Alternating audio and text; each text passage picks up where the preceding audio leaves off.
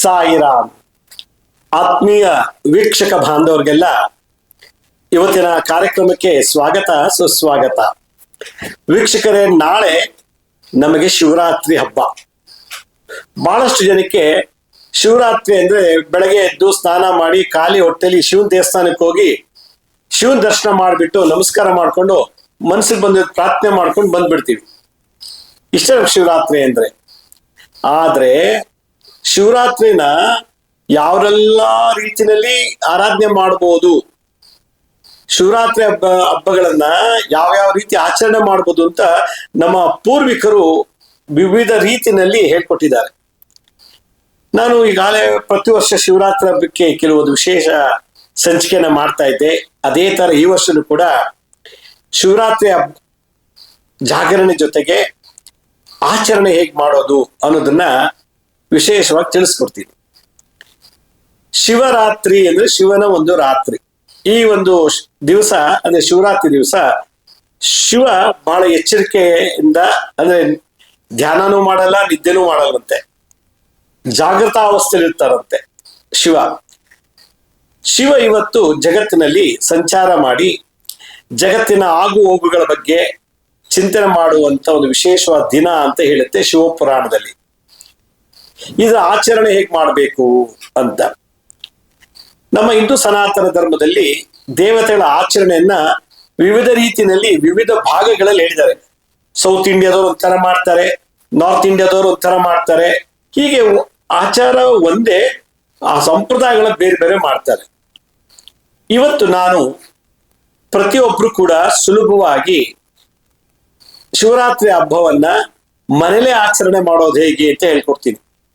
ಕೆಲವು ಕಡೆ ದೇವಸ್ಥಾನ, ಶಿವನ ದೇವಸ್ಥಾನ ಇಲ್ಲ, ಹೋಗ್ಬೇಕು ಅಂದ್ರೆ ಮೈಲಿಗಟ್ಲೆ ಹೋಗ್ಬೇಕು, ಟೈಮ್ ಇಲ್ಲ, ಗಂಟೆಗಟ್ಲೆ ಕ್ಯೂ ಅಲ್ಲಿ ನಿಂತ್ಕೋಬೇಕು ಶಿವರಾತ್ರಿ ಹಬ್ಬದ ದಿವಸ ಶಿವನ ದರ್ಶನಕ್ಕೋಸ್ಕರ. ಅದಕ್ಕೆ ನಾವು ಆ ಭಗವಂತನನ್ನ ನಮ್ಮನೆಗೆ ಕರೆಸಿ ಸತ್ಕಾರ ಮಾಡಿ ಅವರ ಆಶೀರ್ವಾದ ಪಡೆಯೋ ರೀತಿ ಹೇಗೆ ಅನ್ನೋದನ್ನ ಇವತ್ತಿನ ಸಂಚಿಕೆ ತಿಳಿಸ್ಕೊಡ್ತೀನಿ. ಇವತ್ತಿನ ಈ ಒಂದು ಶಿವರಾತ್ರಿ ಹಬ್ಬದ ಆಚರಣೆ ಬಗ್ಗೆ ಹೇಳೋದಾದ್ರೆ, ಹೆಚ್ಚಿಗೆ ದುಡ್ಡು ಖರ್ಚು ಮಾಡದೆ, ದುಂದು ಖರ್ಚು ಇಲ್ಲ, ಬಹಳ ಭಕ್ತಿಯಿಂದ ಶ್ರದ್ಧೆಯನ್ನ ಮಾಡಿಬಿಟ್ರೆ ಖಂಡಿತವಾಗ್ಲೂ ನಿಮಗೆ ಶಿವನ ಆಶೀರ್ವಾದ ಆಗತ್ತೆ. ನಮ್ಮನೇಲಿ ಲೈಟ್ ಆನ್ ಮಾಡಿದ್ರೆ ಲೈಟ್ ಅಲ್ಲಿ ಎಲ್ಲಾ ವಸ್ತುಗಳು ನೋಡ್ತೀವಿ. ಕತ್ಲೆ ಆದ್ರೆ ಟಿವಿಯಲ್ಲಿದೆ, ಫ್ರಿಡ್ಜ್ ಅಲ್ಲಿದೆ, ಪುಸ್ತಕ ಎಲ್ಲಿದೆ, ಮೊಬೈಲ್ ಎಲ್ಲಿದೆ ಗೊತ್ತಾಗಲ್ಲ. ಲೈಟ್ ಆನ್ ಮಾಡಿದ ತಕ್ಷಣ ಯಾವ್ಯಾವ ವಸ್ತು ಎಲ್ಲೆಲ್ಲಿದೆ ಅಂತ ನಮಗ್ ಕಾಣುತ್ತೆ. ಹಾಗೆ ಶಿವನನ್ನ ದೀಪದ ಮೂಲಕ ನೋಡಿದಾಗ ಅವರ ಆಶೀರ್ವಾದ ನಮಗೆ ಲಭ್ಯ ಆಗತ್ತೆ ಅಂತೇಳಿ ಇಂದಿನ ಕಾಲದಲ್ಲಿ ಗುಹೆಗಳಲ್ಲಿ ಮುನಿಗಳು, ಸಂತರು, ಸನ್ಯಾಸಿಗಳು, ಸಾಧುಗಳು ಆಚರಣೆ ಮಾಡ್ತಂತ ಒಂದು ವಿಶೇಷವಾದಂತ ಶಿವನ ಪೂಜೆ ವಿಧಾನವನ್ನ ನಾನು ಇವತ್ತು ನಿಮ್ಗೆ ಕಲಿಸ್ಕೊಡಕ್ಕೆ ಪ್ರಯತ್ನ ಪಡ್ತೀನಿ. ಜ್ಯೋತಿ ಮೂಲಕ ಸೂರ್ಯ ಪ್ರತ್ಯಕ್ಷ ದೇವ, ಚಂದ್ರ ಪ್ರತ್ಯಕ್ಷ ದೇವ, ನೀರು ಪ್ರತ್ಯಕ್ಷ ದೇವತ, ಅಗ್ನಿ ಪ್ರತ್ಯಕ್ಷ ದೇವತ, ಗಾಳಿ ಪ್ರತ್ಯಕ್ಷ ದೇವತ, ಪಂಚಭೂತಗಳು ಪ್ರತ್ಯಕ್ಷವಾಗಿವೆ. ದೇವರಿದನೋ ಎಲ್ಲೋ ಗೊತ್ತಿಲ್ಲ. ಈ ಗಾಳಿ, ಬೆಳಕು, ನೀರು, ಬೆಂಕಿ ಮೂಲಕ ಭಗವಂತ ನಾನಿದ್ದೀನಿ ಅಂತ ತೋರಿಸ್ಕೊಂಡಿದ್ದಾರೆ. ಹಾಗೆ ದೀಪದ ಮುಖಾಂತರ ನಾವು ಶಿವರಾತ್ರಿನ ಯಾವ ರೀತಿ ಪೂಜೆ ಮಾಡೋದು ಅನ್ನೋದನ್ನ ಕಲಿಸ್ತೀನಿ. ಕೆಲವರು ಲಿಂಗ ಇಟ್ಟು ಪೂಜೆ ಮಾಡ್ತಾರೆ, ಯಾಕಂದ್ರೆ ಅವ್ರ ಮನೇಲಿ ನಡೆದು ಬಂದಿದೆ ಸಂಪ್ರದಾಯ. ಅವ್ರು ಶಿವನ್ ಪೂಜೆ ಮಾಡೋರೆ, ಶಿವನ ಗೋತ್ರದಲ್ಲಿ ಬಂದವರು, ವಂಶ ಪಾರಂಪರ್ಯದಿಂದ ಶಿವನ ಲಿಂಗ ಇಟ್ಟು ಪೂಜೆ ಮಾಡ್ಕೊಂಡ್ ಬಂದಿದ್ದಾರೆ. ಅಲ್ಲಿ ಏನ್ ತೊಂದರೆ ಗೊಂದಲ ಇಲ್ಲ. ನಾವು ಶಿವನ ಲಿಂಗ ಇಟ್ಟು ಪೂಜೆ ಮಾಡ್ತಿಲ್ಲ, ಲಿಂಗ ಇಡೋ ಪದ್ಧತಿ ಇಲ್ಲ, ಲಿಂಗ ದರ್ಶನ ಮಾಡಕ್ ಹೋಗೋ ಅವಶ್ಯಕತೆ ನಮ್ಗಿಲ್ಲ ಅನ್ನೋರು ಕೆಲವು ಬಹಳ ಜನ ಇದ್ದಾರೆ. ಆದ್ರೆ ಶಿವರಾತ್ರಿ ಮಾಡಬೇಕು ಅಂತ ಆಚೆ. ವೈಷ್ಣವರು ವಿಷ್ಣು ಬಿಟ್ಟು ಬೇರೆ ಪೂಜೆ ಮಾಡೋಲ್ಲ, ಶೈವರು ಶಿವನ್ ಬಿಟ್ಟು ವಿಷ್ಣು ಪೂಜೆ ಮಾಡೋಲ್ಲ. ಇದೊಂಥರ ಗೊಂದಲ. ಆದ್ರೆ ಈ ಕಲಿಯುಗದಲ್ಲಿ ಪ್ರತಿಯೊಬ್ಬರು ಶಿವನ ಆರಾಧನೆ ಮಾಡ್ಬೇಕು ಅಂತ ಹೇಳುತ್ತೆ. ಯಾಕೆಂದ್ರೆ ಶಿವ ಲಯಕಾರಕ. ಆದ್ರಿಂದ ಲಿಂಗ ಇಟ್ಟು ಪೂಜೆ ಮಾಡೋ ಅವಶ್ಯಕತೆನೂ ಇಲ್ಲ, ಫೋಟೋ ಇಟ್ಟು ಪೂಜೆ ಮಾಡೋ ಅವಶ್ಯಕತೆನೂ ಇಲ್ಲ, ಕಳಶಕ್ಕೆ ಆಹ್ವಾನ ಮಾಡಿ ಪೂಜೆ ಮಾಡುವಂತ ಅವಶ್ಯಕತೆನೂ ಇಲ್ಲ. ಮತ್ತೆ ಹೇಗೆ ಬಿಂಬ ಅಂದ್ರೆ ಫೋಟೋ, ಮಂಡಲ ಬರೀತಾರೆ, ಮಂಡಲ ಬರೆದು ಕೂಡ ಶಿವನ ಆಹ್ವಾನ ಮಾಡಿ ಪೂಜೆ ಮಾಡೋ ಅವಶ್ಯಕತೆ ಇಲ್ಲ. ಯಾಕಂದ್ರೆ ಪ್ರತ್ಯಕ್ಷ ದೇವ್ರು ಯಾವ್ದು ಅಂದ್ರೆ ಜ್ಯೋತಿ, ಬೆಳಕು. ನಾನು ಆಗ್ಲದೆ ನಾವು ಲೈಟ್ ಆನ್ ಮಾಡಿದ ತಕ್ಷಣ ಎಲ್ಲ ಕಾಣುತ್ತೆ ಅಂತ, ಹಾಗೆ ಬೆಳಕಿನ ಮೂಲಕ ಭಗವಂತನನ್ನ ಕಾಣ್ಬೇಕಂತೆ. ಇದು ಹಿಂದೆ ಗುಹೆ ಒಳಗಡೆ ಕೂತ್ಕೊಂಡು ಮಾಡ್ತಾ ಇದ್ರು ಆಗಿನ ಕಾಲ. ಕಾಡುಗಳಲ್ಲಿ ಅಂದ್ರೆ ವನ ಪ್ರದೇಶದಲ್ಲಿ, ಗುಹೆಗಳಲ್ಲಿ, ಕೆಲವು ದೇವಾಲಯಗಳಲ್ಲಿ ಇದನ್ನು ಪೂಜೆ ಮಾಡಿ ಶಿವನಿಗೆ ಸಮರ್ಪಣೆ ಮಾಡ್ಕೊತಿದ್ದಂತೆ. ಆ ಸಮರ್ಪಣೆ ಮಾಡ್ಕೊಳ್ಳೋ ರೀತಿ ನೀತಿನ ನಾನು ಇವತ್ತಿನ ಸಂಚಿಕೆಯಲ್ಲಿ ತಿಳಿಸ್ಕೊಡ್ತೀನಿ. ಇದಕ್ಕೆ ಬೇಕಾಗಿರುವಂತದ್ದು ಏನು ಐಟಮ್ಸ್ ಅಂದ್ರೆ 5 ಮಣ್ಣಿನ ದೀಪ ಬೇಕು, ಹಣತೆ 5 ಮಣ್ಣಿನ ದೀಪಗಳು. ಅದಕ್ಕೆ 5 ಬತ್ತಿ, 5 ಎಳೆ ಇರುವಂತ ಬತ್ತಿ ರೆಡಿ ಮಾಡ್ಕೊಳ್ಳಿ. 5 ಯಾಕೆ?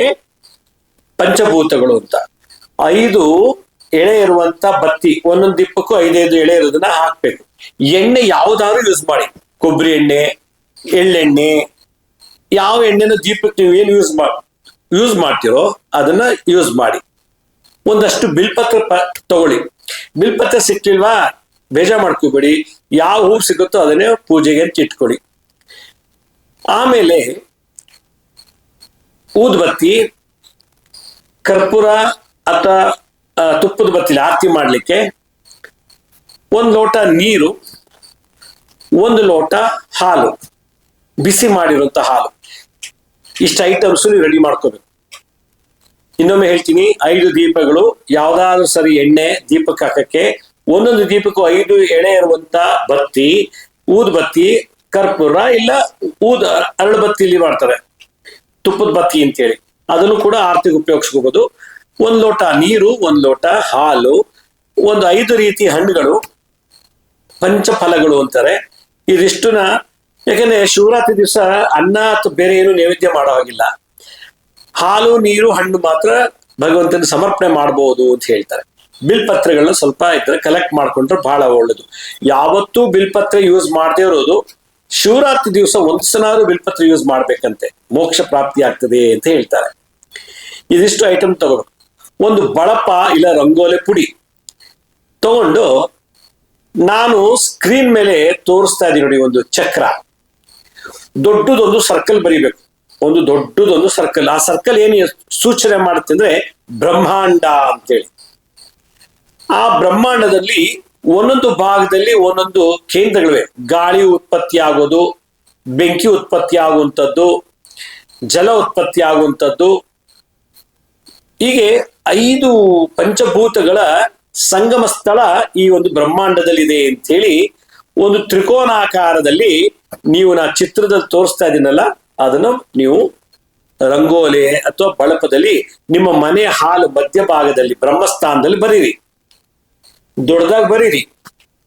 ಚಿತ್ರ ನೋಡ್ತಾ ಇದ್ದೀರಲ್ಲ, ಒಂದು ಸರ್ಕಲ್, ವೃತ್ತ, ಬ್ರಹ್ಮಾಂಡ, ಆಮೇಲೆ ಆ ತ್ರಿಕೋನ, ಒಂದು ಉದ್ದ ಊರ್ಧ್ವಮುಖ, ಇನ್ನೊಂದು ಅಧೋಮುಖದಲ್ಲಿ ಟ್ರ್ಯಾಂಗಲ್ ಬರೆದಾಗ ನಮ್ಗೆ 5 ಚಿಕ್ಕ ಚಿಕ್ಕ ಟ್ರ್ಯಾಂಗಲ್ಸ್ ಆಗತ್ತಾಗ 5 ಪಂಚಭೂತಗಳು. ಈ ಒಂದೊಂದು ಭೂತಗಳಿಗೂ ಒಂದೊಂದು ದೇವರಿದ್ದಾರೆ. ಅದೇ ಶಿವನ 5 ಮುಖಗಳು ಅಂತಾರೆ, ಪಂಚಮುಖ ಶಿವಂದು. ನೋಡಿ, ಪಶ್ಚಿಮ ದಿಕ್ಕಿನಲ್ಲಿ ನಾ ಅಂತ ಬರಿಬೇಕು. ನಮ ಶಿವಾಯ ಅನ್ನೋ ಮಂತ್ರದ ಬಿಡುಗಡೆ ಮಾಡೋದು ಹೇಗಂದ್ರೆ, ನಾ ಪಶ್ಚಿಮ ದಿಕ್ಕದಲ್ಲಿ ನಾ, ಅಲ್ಲಿ ಸದ್ಯೋಜಾತ ಅಂತ ಶಿವನ ಒಂದು ಮುಖ. ಶಿವನಿಗೆ 5 ಮುಖ ಇದೆ. ಪಶ್ಚಿಮದಲ್ಲಿ ಸದ್ಯೋಜಾತ ಅಲ್ಲಿ ನಾನು ಅಕ್ಷರ ವೈಬ್ರೇಷನ್ ಇದೆಯಂತೆ. ನೆಕ್ಸ್ಟ್ ಮೇಲ್ಗಡೆ ಉತ್ತರಕ್ಕೆ ಬಂದಾಗ ನ ಮಹ, ನಮ ಶಿವಾಯ ನಾ ಆಯ್ತು, ಈಗ ಮಹ ಅಂತ ಹೇಳ್ಬಿಡು. ಅಲ್ಲಿ ವಾಮದೇವ ಅನ್ನೋ ಒಂದು ಮುಖ ಈಶ್ವರಂದು, ವಾಮದೇವ. ಹಾಗೆ ದಕ್ಷಿಣಕ್ಕೆ ಬಂದ್ರೆ ಅಘೋರ ಅನ್ನೋ ಇನ್ನೊಂದು ಮುಖ, ಶಿವಂದು ಇನ್ನೊಂದು ಮುಖ. ಹಾಗೆ ಕೆಳಗೆ ಬಂದ್ರೆ ವಾ ಅಂತ ಹೇಳಿ, ಆ ಜಂಕ್ಷನ್ ಪಾಯಿಂಟ್ ಎಲ್ಲಿ ಟ್ರ್ಯಾಂಗಲ್ ಜಂಕ್ಷನ್ ಆಗುತ್ತಲ್ಲ, ಸಂಧಿ ಕೂಡೋ ಸಂಗಮ ಸ್ಥಳ, ಆ ಜಾಗದಲ್ಲಿ ವಾ ಅಂತ, ಅಲ್ಲಿಗೆ ತತ್ಪುರುಷ ಅಂತ ಹೇಳ್ಬೇಕು. ಹಾಗೆ ಬಂದ್ರೆ ನಮ ಶಿವಾ ಆಯ್ತು. ಈಗ ಕೊನೆ ಅಕ್ಷರ ಯಾ ಜಾಗದಲ್ಲಿ ಈಶಾನ ಅಂತೇಳಿ, ಈಶಾನ ಅನ್ನೋದು ಮುಖ. ಈಶಾನ್ಯ ಅಂದ್ರೆ ದಿಕ್ಕು, ಈಶಾನ ಅಂದ್ರೆ ಶಿವನ ಒಂದು ಮುಖ. ಈಗ 5 ಮುಖಗಳು ಒಂದೊಂದು ಅಕ್ಷರಕ್ಕೆ ನ ಮ ಶಿವಾಯ, ನ ಮ ಶಿವಾಯ. ಈ ಪಂಚಾಕ್ಷರ ಮಂತ್ರದಲ್ಲಿ 5 ಮುಖಗಳನ್ನ ನಾವು ಇಟ್ಟಿದೀವಿ. ಆ ಸಂಧಿ ಜಾಗ ಇದೆಯಲ್ಲ, ಬ್ರಹ್ಮಾಂಡ ಮತ್ತೆ ಟ್ರಾಂಗಲ್ ಎಡ್ಜ್, ಆ ಜಾಗದಲ್ಲಿ ದೀಪ ಇಡಬೇಕು. ಒಂದೊಂದು ದೀಪ, ಲಿಂಗ ಇಲ್ಲ, ಫೋಟೋ ಇಲ್ಲ, ಕಳಶ ಇಲ್ಲ, ಮಂಡಲ ಬರೆಯೋಂಗಿಲ್ಲ, ಬರೀ ಈ ಒಂದು ಯಂತ್ರದಲ್ಲಿ ದೀಪ. ಆ ದೀಪವನ್ನ ಹಸುವಿನ ಸಗಣಿ ಮೇಲೆ ಇಡಬೇಕು. ಒಂದು ವಿಳ್ಯದೆಲೆ ಅಥವಾ ಬಾಳೆ ಎಲೆ ತಗೊಳ್ಳಿ, ಇಲ್ಲ ಪೇಪರ್ ತಗೊಳ್ಳಿ, ಒಂದಿಷ್ಟು ಹಸು ಸಗಣಿ ಇಡಿ, ಅದ್ರ ಮೇಲೆ ದೀಪ ಇಡಿ. ಆ ಹಸು ಸಗಣಿನೇ ಪೀಠ, ಆ ಲಿಂಗನೇ, ಆ ದೀಪನೇ ಲಿಂಗ. ಹೀಗೆ 5 ಕಡೆ ಇರ್ಬೇಕು. ಆ ಮಧ್ಯಭಾಗದಲ್ಲಿ ಪರಮಶಿವ ಅಂತೇಳಿ ಒಂದು ದೀಪ ಇಡಬೇಕು. ಎಲ್ಲಾ ದೀಪಗಳನ್ನು ಪೇಪರ್ ಇಡಿ, ವಿಳ್ಯದೆಲೆ ಇಡಿ ಅಥವಾ ಬಾಳೆ ಎಲೆ ಮೇಲೆ ಚಿಕ್ಕದಾಗಿ ಅದ್ರ ಸಗಣಿ ಇಟ್ಟು ಸಗಣಿ ಮೇಲೆ ದೀಪ ಇಡಬೇಕು. ನಮ ಶಿವಾಯ ಆದ್ಮೇಲೆ ಮಧ್ಯದಲ್ಲಿ ಒಂದು ಪರಮಶಿವ, ಪರಮಶಿವ ಪರಮೇಶ್ವರ ಅಂತ ಹೇಳಿ. ಈ ಒಂದೊಂದು ಜಾಗದಲ್ಲೂ ಇಚ್ಛಾಶಕ್ತಿ, ಇಚ್ಛಾಶಕ್ತಿ ಅನ್ನೋದು ನಂಗೆ ಇಂಥದ್ದೇ ಬೇಕು, ಹೀಗೆ ಬೇಕು, ಹಿಂಗ್ ಮಾಡ್ದಂಗಾಗತ್ತೆ, ಹೀಗ್ ಮಾಡ್ದ ಹಂಗಾಗತ್ತೆ ಅನ್ನೋ ಶಕ್ತಿನ ತುಂಬುವಂಥದ್ದು. ಈ ಪಶ್ಚಿಮ ಮತ್ತೆ ಉತ್ತರ ದಿಕ್ಕಿನಲ್ಲಿ ಇಚ್ಛಾಶಕ್ತಿ, ಅದು ಅನಾಥ. ಅನಾಥ ಅಂತಂದ್ರೆ ಎಲ್ಲವನ್ನು ಬಿಟ್ಟವನು ಅಂತೇಳಿ, ಎಲ್ಲವನ್ನು ಕಳ್ಕೊಂಡವನು ಅಂತೇಳಿ. ಅನಾಥ ಅನ್ನೋ ಒಂದು ಶಕ್ತಿಯಲ್ಲಿ ಇಚ್ಛಾಶಕ್ತಿ ಇರುತ್ತಂತೆ. ಹಾಗೆ ನಾವು ಉತ್ತರದಿಂದ ದಕ್ಷಿಣಕ್ಕೆ ಬಂದಾಗ ಅಲ್ಲಿ ನಮ್ಮ ಜ್ಞಾನ ಶಕ್ತಿ, ಜ್ಞಾನ ಬುದ್ಧಿವಂತಿಕೆಯನ್ನು ತೋರಿಸ್ತದೆ. ಅದಕ್ಕೆ ಅನಂತ ಅಂತಾರೆ. ನಾವು ನೀನ್ ಜೀವ ಬಿಡೋವರೆಗೂ ಕೂಡ ನಾವು ಜ್ಞಾನವಂತರಾಗೇ ಇರ್ತೀವಿ, ಬುದ್ಧಿ ಇರ್ತದೆ. ಅದಕ್ಕೆ ಅನಂತ ಅನ್ನೋ ಒಂದು ಆ ಜಾಗಕ್ಕೆ ಹೆಸರು ಕೊಟ್ಟಿದ್ದಾರೆ. ಹಾಗೆ ಬಂದ್ರೆ ಕ್ರಿಯಾಶಕ್ತಿ, ಕ್ರಿಯಾಶಕ್ತಿಯಿಂದ ಎಲ್ಲ ಕಡೆ ವ್ಯಾಪಕ ಆಗಿದೆ. ಬಚ್ಚು ಮನೆಯಲ್ಲಿ ನಾವು ಸ್ನಾನ ಮಾಡೋ ಕ್ರಿಯೆ ಮಾಡ್ತೀವಿ, ಅಡಿಗೆ ಮನೆಯಲ್ಲಿ ಅಡಿಗೆ ಮಾಡ್ಬೇಕಾದ್ರೆ ಅಡಿಗೆ ಕೆಲಸ ಮಾಡ್ತೀವಿ ಕ್ರಿಯೆ, ಬಟ್ಟೆ ಒಗೆಯುವಾಗ ಆಫೀಸಲ್ಲಿ ಎಲ್ಲ ಕಡೆ ಕೂಡ ನಾವು ವ್ಯಾಪಕವಾಗಿರ್ತೀವಿ ನಮ್ಮ ಕ್ರಿಯೆ. ಆ ಕ್ರಿಯೆ ಶಕ್ತಿ ನಮ್ಮಲ್ಲಿ ಆ ಒಂದು ಲವಲವಿಕೆ ಬರಬೇಕು ಅಂತಂದ್ರೆ ಶಿವನ ಪೂಜೆ ಮಾಡ್ಬೇಕಂತೆ ಶಿವರಾತ್ರಿ ದಿವಸ. ಹಾಗೆ ಬಂದು ಆದಿಶಕ್ತಿ, ಆದಿಶಕ್ತಿ ಅಂತಂದ್ರೆ ನಮ್ಮ ಜನನ ಕಾಲದಿಂದ, ಹುಟ್ಟಿದ ಸಮಯದಿಂದ ಸಾಯೋ ತನಕ ನಾವು ಏನು ಗಳಿಸ್ತೀವೋ ಆ ಶಕ್ತಿಯೇ ಆದಿಶಕ್ತಿ. ಆದಿ ಅಂದ್ರೆ ಮೂಲ, ಬೈ ಬರ್ತ್ ನಾವೇನ್ ತಗೊಂಡ್ಬರ್ದಿತ್ವೋ ಅದು ಆದಿಶಕ್ತಿ. ಪರಾಶಕ್ತಿ ಅಂತಂದ್ರೆ ಬಿಟ್ಟು ಹೋಗುವಂಥದ್ದು, ಅದರಲ್ಲಿ ಪುಣ್ಯ ಪಾಪ ಪುಣ್ಯಗಳ ಸಂಗ್ರಹ. ಅದರಿಂದ ಅದಕ್ಕೆ ಅನಾಶ್ರಿತ ಅಂತ ಹೇಳ್ತಾರೆ. ಇಲ್ಲಿ ಪಶ್ಚಿಮ ದಿಕ್ಕಿನಲ್ಲಿ ಸದ್ಯೋಜಾತ, ಮನೆ ಒಳಗಡೆ ಈ ಪೂಜೆ ಮಾಡೋದ್ರಿಂದ ಸದ್ಯೋಜಾತ ಶಿವನ ಒಂದು ಮುಖ ಮೊದಲನೇ ಪಶ್ಚಿಮ ಮುಖದಲ್ಲಿದೆ, ಪಶ್ಚಿಮಾಮುಖವಾಗಿ.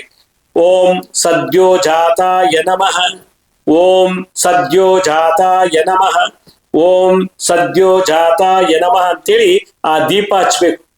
ಯಾವುದೋ ಪಶ್ಚಿಮ ದಿಕ್ಕಿನಲ್ಲಿರುವಂತ ಸದ್ಯೋಜಾತ ದೀಪಕ್ಕೆ ನಾಮಕರಣ ಮಾಡ್ಬೇಕು. ಆವಾಹನೆ, ಶಿವನ ಒಂದು ಮುಖ ಸದ್ಯೋಜಾತನು ಆ ದೀಪದಲ್ಲಿ ಆವಾಹನೆ ಆಗ್ಲಿ ಅಂತ ಶುದ್ಧ ಮನಸ್ಸಿಂದ ಭಕ್ತಿಯಿಂದ ಪ್ರೀತಿಯಿಂದ ದೀಪ ಹಚ್ಬಿಟ್ಟು ಅದಕ್ಕೆ ಒಂದು ಅಕ್ಷತೆ ಕಾಳು ಆವಾಹಯಾಮಿ, ಸ್ವಾಗತಂ ಸುಸ್ವಾಗತಂ ಅಂತ ಹೇಳಿ ಆಸನಂ ಸಮರ್ಪಯಾಮಿ, ಅಕ್ಷತೆ ಹಾಕೋದು.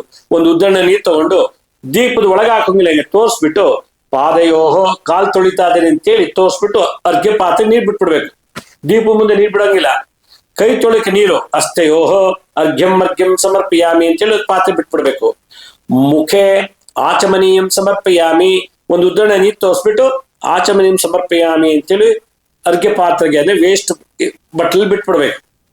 ಒಂದು ದಳ ಬಿಲ್ಪತ್ರ ತಗೊಂಡು ಶುದ್ಧೋದಕ ಸ್ನಾನಂ ಸಮರ್ಪಯಾಮಿ, ದೀಪಕ್ಕೆ ನೀರ್ ಹಾಕ್ಬಾರ್ದು, ಸುಮ್ಮನೆ ದೂರದಲ್ಲಿ ಸ್ನಾನ ಆದ್ಮೇಲೆ ಅಕ್ಷತೆ ತಗೊಳ್ಳಿ. ವಸ್ತ್ರಂ ಸಮರ್ಪಯಾಮಿ, ಅಕ್ಷತೆ ವಸ್ತ್ರ ಆದಂಗಾಯ್ತು, ಜನವರ ಹಾಕ್ಬೇಕು, ಅಕ್ಷತೆ ತಗೊಳ್ಳಿ. ಯಜ್ಞೋಪವೀತಂ ಸಮರ್ಪಯಾಮಿ ಅಂತ ಅಕ್ಷತೆ ಹಾಕಿ, ಯಜ್ಞೋಪ ಆದ್ಮೇಲೆ ಕಿರೀಟ ಆಭರಣಂ ಸಮರ್ಪಯಾಮಿ, ಅಕ್ಷತೆ ತಗೊಳ್ಳಿ. ಭಗವಂತ ಸದ್ಯೋಜಾತ ನಿಮಗೆ ಕಿರೀಟ ಆಭರಣ ಕೊಡ್ತಾ ಇದ್ದೀನಪ್ಪ ಅಂತ ಅಕ್ಷತೆ ಹಾಕೋದು. ದೀಪದ ಮುಂದೆ ಯಾವುದೇ ನೀರಾಗ್ಲಿ ಅಕ್ಷತೆ ಆಗ್ಲಿ ದೀಪದೊಳಗೆ ಹಾಕಂಗಿಲ್ಲ. ಆಮೇಲೆ ಅರ್ಶನ ಗಂಧ ಇಡ್ಬೋದು, ಅರ್ಶನ ಕುಂಕುಮ ಗಂಧಂ ಸಮರ್ಪಯಾಮಿ, ಹರಿದ್ರ ಕುಂಕುಮ ಚೂರ್ಣ ಸಮರ್ಪಯಾಮಿ, ಅಕ್ಷತಾಂ ಸಮರ್ಪಯಾಮಿ. 1-2 ದಳ ಇದು ಬಿಲ್ಪತ್ರೆ ಮತ್ತೆ ಹೂ ಇಟ್ಬಿಟ್ಟು ಪುಷ್ಪಂ ಸಮರ್ಪಯಾಮಿ ಅಂತ ಹೇಳಿ ಸದ್ಯೋಜಾತಾಯ ನಮಃ, ಓಂ ಸದ್ಯೋಜಾತಾಯ ನಮಃ, ಓಂ ಸದ್ಯೋಜಾತಾಯ ನಮಃ, ಓಂ ಸದ್ಯೋಜಾತಾಯ ನಮಃ ಅಂತ 108 ಸಲ ಅರ್ಚನೆ ಮಾಡಿ, ಇಲ್ಲ ಕಣ್ಮುಚ್ಕೊಂಡು 108 ಸಲ ಹೇಳಿ ಅರ್ಚನೆ ಆಯ್ತು. ನೆಕ್ಸ್ಟ್ ಮಹಾ ಅನ್ನೋ ಅಕ್ಷರದಲ್ಲಿ ವಾಮದೇವ ಇದ್ದಾರೆ. ವಾಮದೇವ ಅಂತಂದ್ರೆ ದೇಹದಲ್ಲಿರತಕ್ಕಂಥ ಎಲ್ಲಾ ತರ ರೋಗಗಳನ್ನು ನಿವಾರಣೆ ಮಾಡುವಂತ ವ್ಯಕ್ತಿ ವಾಮದೇವ. ದೇಹದಲ್ಲಿರುವ ರೋಗಗಳನ್ನು ಲಯ ಮಾಡುವಂತ ವಾಮದೇವ. ಅವನಿಗೂ ಅಷ್ಟೇ ಧ್ಯಾಯಾಮಿ ಧ್ಯಾನಂ ಸಮರ್ಪಿಯಾಮಿ, ಈಗೇನ್ ಸದ್ಯೋಜಾತಿ ಮಾಡಿದ್ರು ಅದೇ ತರ ವಾಮದೇವನಿಗೂ ಮಾಡ್ಬೇಕು. ವಾಮದೇವಾಯ ನಮಃ, ಓಂ ವಾಮದೇವಾಯ ನಮಃ, ಓಂ ವಾಮದೇವಾಯ ನಮಃ ಅಂತೇಳಿ ದೀಪ ಹಚ್ಬೇಕು.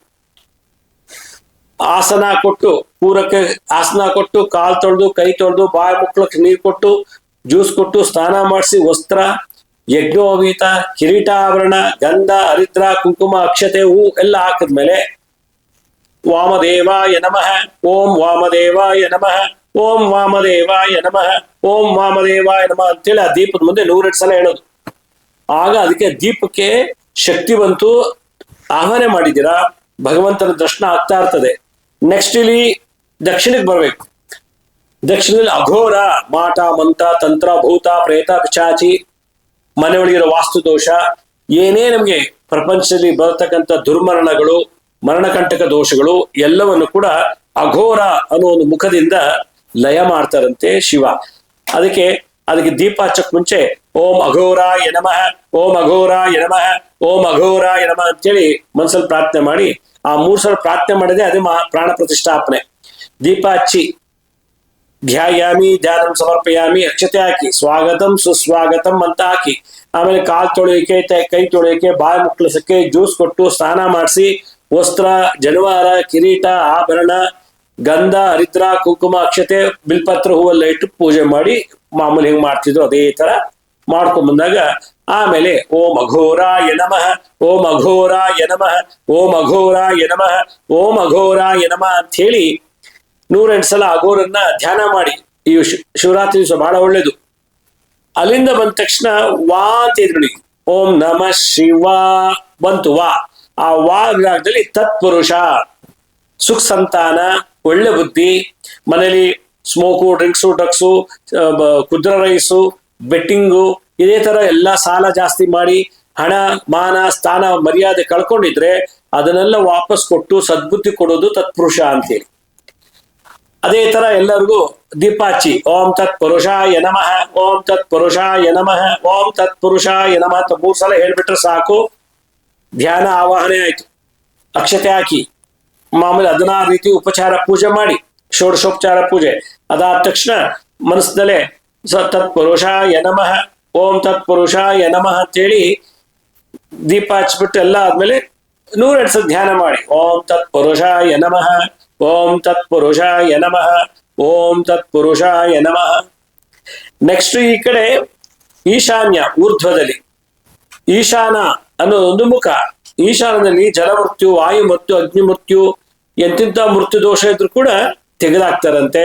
ನಾನಾ ರೀತಿ ರೋಗ ಬಾಧೆಗಳನ್ನೆಲ್ಲ ನಿವಾರಣೆ ಮಾಡುತ್ತಂತೆ ಈಶಾನ ಮುಖದಿಂದ ಬರೋ ಎನರ್ಜಿ ಶಿವಂದು. ಆ ಪ್ರಕೃತಿಯಿಂದ ಬರುವಂತ ಮೃತ್ಯು ದೋಷ ಲಯ ಮಾಡ್ತಾರೆ. ನಾನಾ ವಿಷಚೂರ್ಣ ಪ್ರಯೋಗ, ಮಾಟಮಂತ್ರ ತಂತ್ರ ಬಾಧೆಗಳಿಂದ ಏನಾದ್ರು ನಮ್ಗೆ ನರಳ್ತಾ ಇದ್ರೆ ಶಿವರಾತ್ರಿ ದಿವಸ ಈಶಾನನ ನೆನೆಸ್ಕೊಂಡು ಪೂಜೆ ಮಾಡ್ಬೇಕಂತೆ. ದೀಪ ಹಚ್ಚಕ್ ಮುಂಚೆ 3 ಸಲ ಓಂ ಈಶಾನಾಯ ನಮಃ, ಓಂ ಈಶಾನಾಯ ನಮಃ, ಓಂ ಈಶಾನಾಯ ನಮಃ ಅಂತ ಹೇಳಿದ್ರೆ ಧ್ಯಾನ ಆಯ್ತು, ಆವಾಹನೆ ಆಯ್ತು. ಮಾಮೂಲಿ ಎಲ್ಲ 16 ರೀತಿ ವೆರೈಟಿ ಪೂಜೆ ಮಾಡ್ಬೇಕು. 16 ಅಂದ್ರೇನು?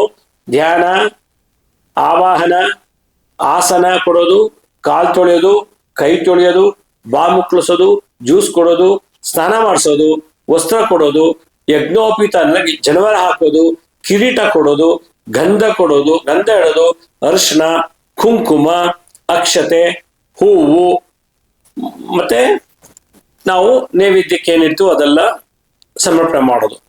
ಇಷ್ಟಾದ್ಮೇಲೆ ಮಧ್ಯದಲ್ಲಿ ಇದೆಯಲ್ಲ ಬ್ರಹ್ಮಸ್ಥಾನದಲ್ಲಿ ಪರಮಶಿವಾಯ ಅಂತ, ಅದಕ್ಕೂ ಅಷ್ಟೇ ಓಂ ಪರಮಶಿವಾಯ ನಮಃ, ಪರಮಶಿವಾಯ ನಮಃ, ಓಂ ಪರಮಶಿವಾಯ ನಮಃ. ಮೋಕ್ಷ ಕೊಡುವಂಥವನು ಪರಮಶಿವ.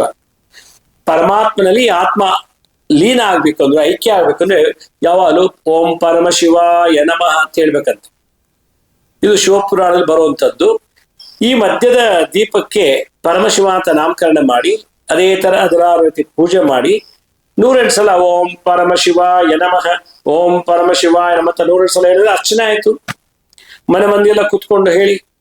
ಆಗ ಇಚ್ಛಾಶಕ್ತಿ, ಜ್ಞಾನಶಕ್ತಿ, ಕ್ರಿಯಾಶಕ್ತಿ, ಆದಿಶಕ್ತಿ, ಪರಾಶಕ್ತಿ 5 ತಲೆಯಿಂದ 5 ಶಕ್ತಿಗಳು ನಮ್ಮನ್ನ ಸಂರಕ್ಷಣೆ ಮಾಡ್ತದಂತೆ. ನೀವು ದೇವಸ್ಥಾನಕ್ಕೆ ಹೋದ್ರೆ ಬರೀ ಲಿಂಗ ಒಂದು ನೋಡ್ತೀರಾ ಅಷ್ಟೇ. ಸದ್ಯೋಜಾತ, ವಾಮದೇವ, ಅಘೋರ, ತತ್ಪುರುಷ, ಈಶಾನ ಇದು ನೋಡದೇ ಇಲ್ಲ ನೀವು. ಒಂದು ಸುಮ್ಮನೆ ಒಂದು ಲಿಂಗ ದರ್ಶನ ಮಾಡ್ಬರ್ತೀರ. ಅದೇ ನೀವು ಮನೆಯಲ್ಲಿ ದೀಪದ ಮೂಲಕ ಕೈಲಾಸದ ಶಿವನ ದರ್ಶನ ಮಾಡೋದು ಹೇಗಿದೆ. ಅದರಿಂದ ನಾವು ಬೆಳಗ್ಗೆ 7 ಗಂಟೆಗೆ ಹೋಗಿ 2 ಗಂಟೆ ದರ್ಶನ ಆಯ್ತು ಅಂತಾರೆ. ಶಿವರಾತ್ರಿ ದಿವಸ ಬಹಳ ದೊಡ್ಡ ಕ್ಯೂ ಇರ್ತದೆ ದೇವಸ್ಥಾನ ಮುಂದೆ. ಅದ್ರ ಬದಲು ನಿಮ್ಮ ಮನೆಯಲ್ಲಿ ಶಿವನ ನೀವೇ ಮನೆ ಕರ್ಕೊಂಬಂದು ಕೂರಿಸ್ಕೋಬೇಕು. ಆ ಲೆವೆಲ್ಗೆ ಶ್ರದ್ಧಾ ಭಕ್ತಿಯಿಂದ ಮಾಡಿದ್ದೆ ಆದ್ರೆ ಈ ಶಿವರಾತ್ರಿ ಆಚರಣೆಗೆ ಒಂದು ಬೆಲೆ. ಮತ್ತೆ ಈ ಮಂತ್ರಗಳು ನೀವು ಅಲ್ಲಿ ದೇವಸ್ಥಾನ ಮುಂದೆ ಹೇಳಕ್ ಆಗತ್ತಾ? ಆಗಲ್ಲ. ಈ ಮಂತ್ರಗಳ ನಿಮ್ಮನೇಲೆ ಹೇಳಿದ್ರೆ ನಿಮ್ಮನೇ ಕೈಲಾಸ ಆಗತ್ತೆ. ಇಷ್ಟೆಲ್ಲ ಆದ್ಮೇಲೆ ಧೂಪ ಪ್ರತಿಯೊಂದಕ್ಕೂ ಓಂ ಸಜ್ಜೋದಾತಾಯ ನಮಃ, ಓಂ ವಾಮದೇವಾಯ ನಮಃ ಊದುಬತ್ತಿ ಗಂಧದ ಕಡ್ಡಿಲಿ ಧೂಪ ತೋರಿಸಿ, 1 ಲೋಟ ನೀರು, 1 ಲೋಟ ಹಾಲು, ಪಂಚಫಲಗಳಲ್ಲಿ ಹಿಟ್ಟು ನೈವೇದ್ಯ ಮಾಡಿ. ಒಂದೇ ಸಲ ನೈವೇದ್ಯ ಮಾಡಿ. 5 ಲಿಂಗಗಳಿಗೂ 5 ದೀಪಕ್ಕೂ ಕೂಡ ಇಲ್ಲಿಂದನೇ ನೈವೇದ್ಯ ಮಾಡಿ. ತಿನ್ನಕ್ ಹಣ್ಣು ಕೊಟ್ಟಿದ್ದೀರಾ, ಕುಡಿಯಕ್ ನೀರು ಕೊಟ್ಟಿದ್ದೀರಾ, ತಿಂದಾದ್ಮೇಲೆ ಹಾಲು. ಜಾಗರಣೆ ಆಗಿರೋದ್ರಿಂದ ಶಿವ ಉಪವಾಸ ಇರ್ತಾರೆ ಅಂತ ಹೇಳ್ತಾರೆ. ಅದರಿಂದ ಅನ್ನ ನೈವೇದ್ಯ ಮಾಡೋಂಗಿಲ್ಲ. ಪಂಚಫಲಗಳು 5 ರೀತಿ ಹಣ್ಣು, ದಾಳಿಂಬೆ, ಸೇಬು, ಕಿತ್ಲೆ, ಮೋಸಂಬಿ ಅಥವಾ ಇನ್ಯಾವುದೋ ಒಂದು, ಯಾವ ಸಿಗುತ್ತೋ 5. ಸಿಕ್ಕಿಲ್ವೋ ಯಾವ್ದು ಒಂದು ಹಣ್ಣು ಸಿಗುತ್ತೋ ಅದನ್ನೇ ಇಟ್ಟು ಪೂಜೆ ಮಾಡಿ. ಹಣ್ಣೆ ಸಿಕ್ಕಿಲ್ಲ, ನಮ್ಗೆ ತರಕಾಗ್ಲಿಲ್ಲ, 1 ಲೋಟ ನೀರು ಇಟ್ಟಾರು ಮಾಡಿಬಿಡಿ. ಹಾಲು ಇಲ್ಲ ಅಂದ್ರೆ ಭಕ್ತಿ ಇಂಪಾರ್ಟೆಂಟ್ ಇಲ್ಲಿ, ಬೇರೆ ಏನೂ ಇಲ್ಲ. ಅದರಿಂದ ಆ ಬಿಲ್ಪತ್ರೆಯಲ್ಲಿ ಎಲ್ಲದಕ್ಕೂ 1-3 ಸಲ ಅರ್ಚನೆ ಮಾಡ್ಬೇಕು. ನೀವು ನೈವೇದ್ಯ ಮಾಡಿ, ನೈವೇದ್ಯ ಮತ್ತೊಂದ್ಸಲ ಧೂಪ ತೋರಿಸಿ, ಆಮೇಲೆ ಆರತಿ ಮಾಡ್ಬಿಡಿ. ಮಾಡ್ಬಿಟ್ಟು ಶ್ರದ್ಧಾಭಕ್ತಿಯಿಂದ ಆ ಯಂತ್ರಕ್ಕೆ ಪ್ರದಕ್ಷಿಣೆ ಮಾಡಿ. ಮನೆ ಮಂದಿಯವರೆಲ್ಲ ಪ್ರದಕ್ಷಿಣೆ ಮಾಡೋಷ್ಟು ಜಾಗ ಇಟ್ಕೋಬೇಕು. ಮಾಡಿ ಪ್ರಾರ್ಥನೆ ಮಾಡಿ ನಮಸ್ಕಾರ ಮಾಡಿ. ಇದು ದೀಪ ಬೆಳಗಿನ ಜಾವ ಶಿವರಾತ್ರಿ, ಇದನ್ನ ನಾಳೆ ಸಾಯಂಕಾಲ ಮಾಡಿ. ಶಿವರಾತ್ರಿ ಯಾವಾಗ ಶುರು ಮಾಡ್ಬೇಕು ಅಂದ ಸೂರ್ಯ ಮುಳುಗದ ಮೇಲೆ, ಚಂದ್ರ ಉದಯ ಆದ್ಮೇಲೆ ಇದನ್ನ ಚಕ್ರ ಆರಾಧನೆ ಮಾಡ್ಬೇಕು. ಪಂಚಲಿಂಗ ದೀಪ ಚಕ್ರ ಆರಾಧನೆ ಅಂತೇಳಿ ಇದನ್ನ ರಾತ್ರಿ ಯಾವಾಗ ಬೇಕಾದ್ರೂ ಮಾಡ್ಬೋದು. ಸೂರ್ಯ ಉದಯ ಆಗಕ್ ಮುಂಚೆ ಮುಗಿಸ್ಬಿಡ್ಬೇಕು ಇದನ್ನ. ಇವತ್ತು ರಾತ್ರಿ, ನಾಳೆ ಸಂಜೆ ಸೂರ್ಯ ಮುಳುಗ್ತಾನೆ. ಶಿವರಾತ್ರಿ ದಿವಸ ಸೂರ್ಯ ಮುಳುಗಿದ ತಕ್ಷಣ ಚಂದ್ರ ಉದಯ ಆಯ್ತು, ಅವಾಗಾರು ಮಾಡಿ. 4 ಯಾಮದಲ್ಲಿ ಯಾವಾಗಾರು ಒಂದು ಮಾಡಿ. ಬಟ್ ಒಂದ್ಸಲ ಮಾಡಿದ್ರೆ ಶಿವರಾತ್ರಿ ಕಳೆಯೋವರೆಗೂ ಇದು ದೀಪ ಉರಿತಾ ಇದ್ರೆ ಅದ್ರ ವೈಬ್ರೇಷನ್ನೇ ಬೇರೆ. ನೋಡಿ ನಿಮ್ಮ ಮನೆಯೊಳಗೆ ಹೆಂಗೆಲ್ಲ ಇತ್ತು ವ್ಯವಹಾರಗಳು, ಮತ್ತೆ ಯಾವ್ಯಾವ ರೀತಿ ಅನುಮಾನ, ಮನೆಯೊಳಗೆ ಗಲಾಟೆ, ಕಿರಿಕಿರಿ, ಒಬ್ರೊಬ್ರಲ್ಲೇ ಒಂದು ರೀತಿ ಕೆಟ್ಟ ಭಾವನೆಗಳು, ವ್ಯಾಪಾರ ವ್ಯವಹಾರ, ಉದ್ಯೋಗದಲ್ಲಿ ಎಲ್ಲಾ ರೀತಿಯಲ್ಲೂ ಕೂಡ ನಿಮ್ಗೊಂಥರ ಗೊಂದಲ, ಸಂಶಯ, ಮತ್ತೆ ಯಾವುದೇ ರೀತಿ ರಿಸಲ್ಟ್ ಸಿಗ್ತಿರ್ಲಿಲ್ಲ. ಈ ಚಕ್ರ ಆರಾಧನೆ ಮಾಡಿ ನೋಡಿ ಮನೆಯಲ್ಲಿ. ನಿಮ್ಮನೆ ಸಾಕ್ಷಾತ್ 5 ಮುಖದ ತಲೆ ಉಳ್ಳ ಶಿವ ಪರಮಶಿವನಾಗಿ ಬಂದು ಆಶೀರ್ವಾದ ಮಾಡ್ತಾರಂತೆ. ಇದು ಒಂದು ಬಹಳ ವಿಶೇಷವಾದಂತ ರೇರ್, ಅಪರೂಪದ ರಹಸ್ಯ ವಿದ್ಯೆ. ಇದನ್ನ ನಾನು ನಿಮ್ಗೆ ಇವತ್ತು ಹೇಳ್ಕೊಟ್ಟಿದ್ದೀನಿ. ಯಾಕೆ ಗೊತ್ತಾ? ಪ್ರತಿಯೊಬ್ಬರ ಮನೇಲಿ ಇರೋ ದರಿದ್ರ ನಾಶ ಆಗ್ಬೇಕು, ಪ್ರತಿಯೊಬ್ಬರಿಗೂ ಒಳ್ಳೆ ಆರೋಗ್ಯ ಇರ್ಬೇಕು, ಪ್ರತಿಯೊಬ್ಬರ ಮೇಲೆ ಸಾಲ ಬಾಧೆ, ರೋಗ ಬಾಧೆ, ಮತ್ತೆ ಮಾಟ ಮಂತ್ರ ತಂತ್ರ ಬಾಧೆಗಳು, ಅಪಮೃತ್ಯು ದೋಷ, ದುರ್ಮರಣ ಎಲ್ಲವೂ ನಿವಾರಣೆ ಆಗ್ಬೇಕು. ಇದು ಫಲಶ್ರುತಿ ಹೇಳುತ್ತೆ ಶಿವಪುರಾಣದಲ್ಲಿ. ಇದನ್ನ ಮಾಡೋದ್ರಿಂದ ಇದೆಲ್ಲಾ ದೋಷಗಳು ನಿವಾರಣೆ ಆಗತ್ತೆ. ಆಗ ನಿಮ್ದು ಹಣ ಉಳಿತಾಯ ಮಾಡ್ಬೋದು, ನಿಮ್ಮ ಆರೋಗ್ಯ ಚೆನ್ನಾಗಿರುತ್ತೆ, ನಿಂತೋಗಿರೋ ಕೆಲಸಗಳೆಲ್ಲ ನಿಮ್ಗೆ ಬೇಗ ಮುಗಿಯುತ್ತೆ. ಇದಕ್ಕಿಂತ ಬೇಕು ಇನ್ನೇನು ಆಶೀರ್ವಾದ ನಿಮಗೆ? ಇದೇ ಅನುಗ್ರಹ ಅನ್ನೋದು. ಆದ್ರಿಂದ ಶಿವನ ಅನುಗ್ರಹ ಬೇಕು ಅಂದ್ರೆ ನೀವು ದೇವಸ್ಥಾನಕ್ಕೆ ಹೋಗಿ ಗಂಟೆಗಟ್ಟಲೆ ಕ್ಯೂ ನಿಂತ್ಕೊಳ್ಳೋದಲ್ಲ. ಈ ದೀಪಚಕ್ರ ಆರಾಧನೆ ಮಾಡಿ. ಪಂಚಮುಖ ಶಿವ ದೀಪಚಕ್ರ ಆರಾಧನೆ ಅಂತ. ಇದು ಭಗವಂತನ ದೀಪ ಯಾಕೆ ಇಟ್ಟಿದೀವಿ ಅಂದ್ರೆ ಭಗವಂತನ 3ನೇ ಕಣ್ಣಿದು. 5 ತಲೆಲು 5 ಕಣ್ಣುಗಳಿವೆ. 3ನೇ ಕಣ್ಣು, 5 ತಲೆಗಳು ಶಿವನಿಗೆ. ಒಂದೊಂದು ತಲೆಲು ಕೂಡ ಮಧ್ಯದಲ್ಲಿ ಒಂದು ಕಣ್ಣಿದೆ ಹಣೆ ಮೇಲೆ. ಆ ಕಣ್ಣಿನ ಸಂಕೇತವೇ ಈ ದೀಪ. ಕೆಲವರು ಇದನ್ನ ಲಿಂಗಗಳಿಟ್ಟು ಪೂಜೆ ಮಾಡ್ತಾರೆ, ಚಿಕ್ಕ ಚಿಕ್ಕ ಲಿಂಗಗಳಿಟ್ಟು, 5 ಲಿಂಗಗಳು. ಆದ್ರೆ ಅದಕ್ಕೆ ಇನ್ವೆಸ್ಟ್ ಮಾಡ್ಬೇಕು. ಜ್ಯೋತಿ ದೀಪದ ಬೆಳಕೆ ಪ್ರತ್ಯಕ್ಷ ದೇವರು. ಇಂಥ ಒಂದು ಚಕ್ರ ಆರಾಧನೆಯನ್ನ ನಾಳೆ ಖಂಡಿತ ಮರೆಯದೆ ನೀವು ಮಾಡಿ, ನಿಮಗೆ ಅದ್ರ ಫಲ ಪ್ರಾಪ್ತಿ ಆಗ್ತದೆ ಅಂತ ನನ್ನ ಒಂದು ಅನಿಸಿಕೆ. ಶಿವರಾತ್ರಿ ಎಲ್ಲ ಮುಗಿತು, ಜಾಗರಣೆ ಆಯ್ತು. ನೆಕ್ಸ್ಟ್ ಡೇ ಬೆಳಗ್ಗೆ ಮತ್ತೆ ಸ್ನಾನ ಮಾಡಿ ದೀಪ ಹಚ್ಬಿಟ್ಟು, ದೀಪ ಉರಿತಾ ಇದ್ರೆ ಒಳ್ಳೇದು. ಎಲ್ಲ ಆದ್ಮೇಲೆ ಭಕ್ತಿಯಿಂದ ಅದಕ್ಕೆ ವಿಸರ್ಜನೆ ಮಾಡಿ, ಸಡಿಲಿಸಿ ವಿಸರ್ಜನೆ ಮಾಡಿಬಿಟ್ಟು ಯಥಾಶಕ್ತಿ ಆ ದೀಪಗಳನ್ನ ನಿಮ್ಮ ಮನೇಲಿ ಉಪಯೋಗಿಸಿ. ಆ ಸಗಣಿ ಇತ್ತಲ್ಲ ಅದನ್ನ ನಿಮ್ಮ ಮನೆ ಹೊಸಲಿಗೆ ಇಡಿ, ಮೇನ್ ಡೋರ್ ಅಲ್ಲಿ ಇಡಿ. ಬಿಲ್ಪತ್ರೆ ಅದೆಲ್ಲ ತಲೆ ಮೇಲೆ ಒಂದು ಧಾರಣೆ ಮಾಡ್ಕೊಳ್ಳಿ. ಬಂದವರಿಗೆ ಪ್ರಸಾದ ರೂಪದಲ್ಲಿ ಬಿಲ್ಪತ್ರ ಕೊಡಿ. ಹಣ್ಣು ಹಾಲಲ್ಲಿ ನೀವೇ ಉಪಯೋಗಿಸಿ. ಇದಿಷ್ಟು ಮಾಡಿ. ಇನ್ನೊಂದು ಏನಪ್ಪಾ ಅಂದ್ರೆ ಹೇಳೋದು ಬರ್ತಿದೆ, ₹1 ಕಾಯಿನು 5 ಜನಕ್ಕೂ ಇಡ್ಬೇಕು ದೀಪದ ಮುಂದೆ, ದಕ್ಷಿಣೆ ಅಂತೇಳಿ. ಭಗವಂತ ನಿಮ್ಮನೆ ಕರೆಸ್ಕೊಂಡ್ಮೇಲೆ ಬರೀ ಕೈಲಿ ಕಳಿಸ್ಬಾರ್ದಲ್ಲ, ಅದಕ್ಕೆ ಒಂದೊಂದು ದಕ್ಷಿಣೆ ಪೂಜೆ ಆದ್ಮೇಲೆ ಒಂದೊಂದು ದಕ್ಷಿಣೆ ಇಟ್ಟು ವಿಸರ್ಜನೆ ಮಾಡಿ. ಇದು ಈ ಒಂದು ದೀಪಚಕ್ರ ಆರಾಧನೆಯ ಒಂದು ವಿಶೇಷ ಒಂದು ಆಚರಣೆ. ನಾಳೆ ಶಿವರಾತ್ರಿ ದಿವಸ ಇದು ಮಾಡಿ ನೋಡಿ, ನಿಮ್ಮ ಅನುಭವ ನನಗೆ ತಿಳಿಸಿ. ನಾನು ಯಾವಾಗ್ಲೂ ಹೇಳ್ತಾ ಇರ್ತೀನಿ, ಮನೆಗೊಬ್ಬ ಮಾಂತ್ರಿಕ, ಮನೆಗೊಬ್ಬ ಯಾಂತ್ರಿಕ, ಮನೆಗೊಬ್ಬ ತಾಂತ್ರಿಕ. ಮನೇಲಿದ್ರೆ ಮನೆ ವೈಕುಂಠ ಕೈಲಾಸ ಬ್ರಹ್ಮಲೋಕ ಅಂತ. ಇದು ಮಾಡ್ತಾ ಬನ್ನಿ. ನಿಮ್ಮನ್ನೆಲ್ಲ ಸಾಲ ಬಾಧೆ, ರೋಗ ಬಾಧೆ, ಇದನ್ನು ಶಿವರಾತ್ರಿ ದಿವಸನೇ ಮಾಡ್ಬೇಕು ಅಂತ ಏನಿಲ್ಲ. ಪ್ರತಿ ತಿಂಗಳು ಮಾಸ ಶಿವರಾತ್ರಿ ಅಂತ ಬರುತ್ತೆ, ಆವಾಗ ಮಾಡ್ಬೋದು. ಪ್ರದೋಷ ಕಾಲದಲ್ಲಿ ಮಾಡ್ಬೋದು, ಗ್ರಹಣ ಕಾಲದಲ್ಲಿ ಕೂಡ ಮಾಡ್ಬೋದು ಅಂತ ಫಲಶ್ರುತಿ ಹೇಳುತ್ತೆ. ಇದು ಶಿವಪುರಾಣದಲ್ಲಿ ಉತ್ತರಾಖಂಡದ ಕೆಲವು ಕಡೆ ಹೇಳಿದ್ದಾರೆ. ಇದು ಹೆಂಗ್ ಪ್ರಚಾರ ಆಯ್ತು ಅಂದ್ರೆ, ನಾರದ ಮಹರ್ಷಿಗಳು ಇದನ್ನ ಯಾವ್ದೋ ಋಷಿಗಳಿಗೆ ತಿಳಿಸಿದ್ರಂತೆ. ಸುಮಾರು ಸಾವಿರಾರು ವರ್ಷದಿಂದ ಋಷಿಗಳು ಗುಹೆಗಳಲ್ಲಿ ಮಾಡ್ಕೊಂಡ್ ಬರ್ತಾ ಇದ್ದಿದ್ದು. ಆ ವಿದ್ಯೆ ಇವತ್ತು ನಾನು ತಿಳಿಸ್ಕೊಟ್ಟಿದ್ದೀನಿ. ತಪ್ಪದೆ ಮಾಡಿ ಫಲವನ್ನು ಅನುಭವಿಸಿ ಅಂತ ಹೇಳ್ತಾ ಇದ್ದೀನಿ. ವೀಕ್ಷಕರಿಗೆ ಒಂದು ಅನೌನ್ಸ್ಮೆಂಟು. ಎಷ್ಟೋ ಜನಕ್ಕೆ ಎಲ್ಲ ಇದೆ, ಆದ್ರೆ ವಾಸ ಆಗದಂತ ಕೆಲವು ಕಾಯಿಲೆಗಳಿವೆ. ಆಸ್ಪತ್ರೆಗೆ ಹೋದ್ರು ಕೂಡ ಪತ್ತೆ ಹಚ್ಚಕ್ಕಾಗಲ್ಲ, ಔಷಧಿ ಕೊಟ್ಟರು ಕ್ಯೂರ್ ಆಗಲ್ಲ. ಅದೇನಪ್ಪ ಅಂದ್ರೆ ಈ ಮಾಟ ಮತ್ತ ತಂತ್ರದಿಂದ ಬಂದಿರುವಂತ ಸಮಸ್ಯೆಗಳು, ರೋಗ ಬಾಧೆಗಳು. ಮಕ್ಕಳಾಗಬಾರ್ದು, ಮದುವೆ ಆಗ್ಬಾರ್ದು, ಮತ್ತೆ ಮನೆ ಬಿಟ್ಟು ಹೊಟ್ಟೋಗ್ಬೇಕು, ಗಂಡ ಹೆಂಡ್ರು ಚೆನ್ನಾಗಿರಬಾರ್ದು, ಆಮೇಲೆ ಕೈ ಸೇದೋಗ್ಲಿ, ಕಾಲು ಸೇದೋಗ್ಲಿ, ಸ್ತಂಭನ ಅಂತಿರೋದಕ್ಕೆ ಸ್ತಂಭನ ಪ್ರಯೋಗ, ಬೇಗ ರಕ್ತ ಕಕ್ಕಿ ವಾಂತಿ ಮಾಡ್ಕೊಂಡು ಸತ್ತೋಗ್ಲಿ, ಮಾರಣ ಪ್ರಯೋಗ, ತಂದೆ ಮಗನಿಗೆ, ತಾಯಿ ಮಗಳಿಗೆ, ಅಂದ್ರೆ ಸಂಬಂಧವನ್ನು ಬ್ರೇಕ್ ಮಾಡ್ಬೇಕು ಅಂತೇಳಿ ವಿದ್ವೇಷಣ ಪ್ರಯೋಗ, ವಶೀಕರಣ ಮಾಡ್ಕೊಳ್ಳೋದು, ಕಪಿ ಮುಷ್ಟಿ ಹಿಡ್ಕೊಂಡು ಅವ್ರು ಹೇಳೋದು ಕೇಳೋದು ಮಾಡ್ಕೊಂಡ್ಬಿಡ್ತಾರೆ, ವಶೀಕರಣ.